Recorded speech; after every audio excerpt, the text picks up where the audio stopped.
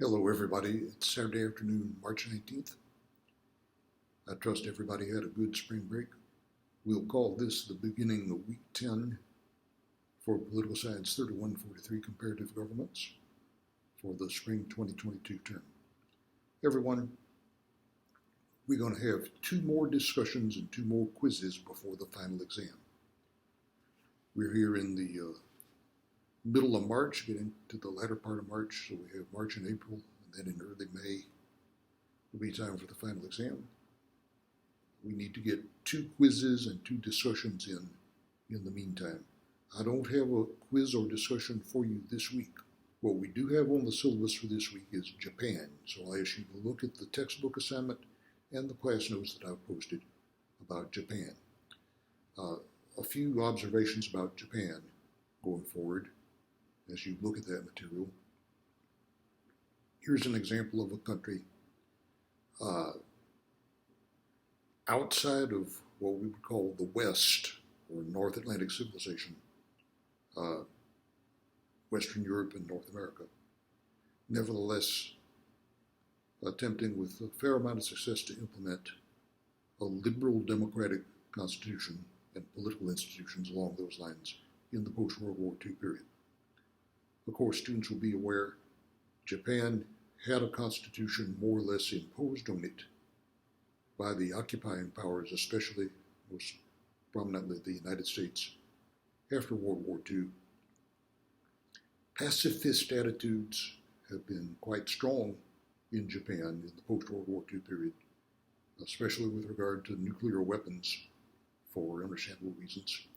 But there is a self-defense force in Japan which spends money on a par with an affluent Western European country. And there's some pressure that is built on the self-defense forces to take on more responsibility in the post-war world, especially in recent times, with questions raised about what threat may be posed by Russia and China going forward.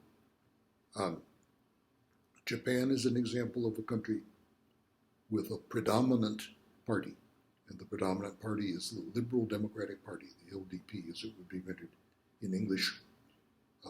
That predominance has been broken briefly a couple of times in the past generation or so, but the Liberal Democratic Party returned to predominance after that. It's the largest party by far. Generally, it dominates and has a substantial majority in the Diet in order to form a government. There is considerable factionalism within the Liberal Democratic Party, usually around various politicians who are the leading figures and attract support to themselves along those lines.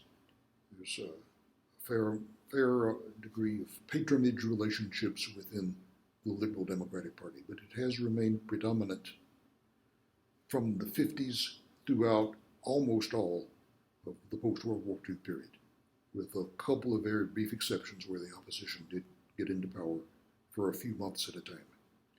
Now, a couple of things that must be mentioned about Japan. In the 1980s, there was a period in which Japan was regarded something of the same way China is now in the United States. That is, there was a good deal of wariness, and Japan was seen as an extremely strong competitor, and maybe even in some senses a threat, although not a military geopolitical threat in the way that China is. That lasted until 1989, when Japan went into recession. Now, Japan's economic record up to that point in the post-World War II period, of course, had been considered something of an economic miracle. And we know that Japan's corporations lead the world in many areas, and that is still the case, even after that recession that set in 1989. But the recovery from the recession that began in 89 has been somewhat modest. Actually, Japan has not been doing badly quite recently, but growth in Japan has not been as robust as it was before 1989. Japan is an aging society. it is projected that the population of Japan may shrink from 125 million or so to somewhere around 100 million over the next few decades, over the course of the rest of the 21st century, which of course poses challenges. Another very important challenge that Japan has faced goes back to the spring of 2011, when the earthquake and tsunami damaged the Fukushima nuclear power plant. And Japan, much like Germany, backed away from nuclear power as a source of electric generating capacity since then.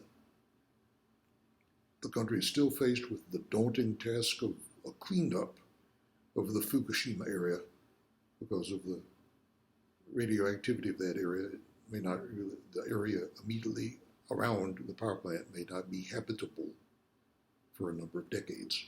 So the issues coming out of that natural disaster, still a decade later, something Japan is trying to cope with and will be an issue for Japan going forward for the foreseeable future. So those are some things to keep in mind as you read and study about Japan on the syllabus for this week.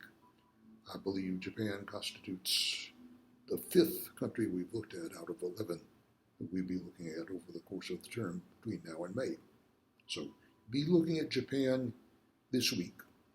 We're going to have more quizzes and discussions soon. We've got to get in 2 more quizzes and 2 more discussions before the end of the term. But we don't have any of those for you this week. They will be coming up soon. All right, so be looking at Japan this week. We have Mexico on the syllabus for next week. We'll talk to you about Mexico about a week from now at this time when we talk to you again. Study hard. Good luck.